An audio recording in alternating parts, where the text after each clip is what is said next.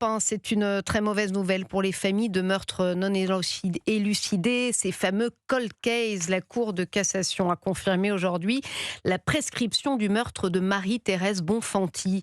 Un voisin de cette jeune femme tuée il y a alors 40 ans en Isère avait avoué son crime en 2022, mais il ne sera pas jugé, William Molinier. Marie-Thérèse Bonfanti, 25 ans, avait disparu le 22 mai 1986 alors qu'elle distribuait des journaux. Son voisin, Yves Chatin, avait un temps été suspecté puis mis hors de cause.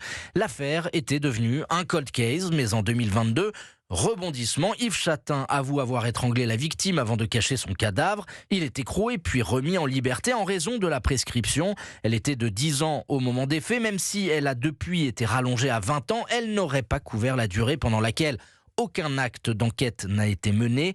La Cour de cassation a estimé que des investigations auraient pu être réalisées dès la disparition de la jeune femme, même en l'absence de cadavre. Il n'en a rien été. L'action publique est donc prescrite.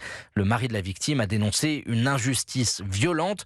Un jour terrible pour la famille, a-t-il dit, ému aux larmes à la sortie de l'audience. Wilfried Molinier du service police-justice d'Europe 1.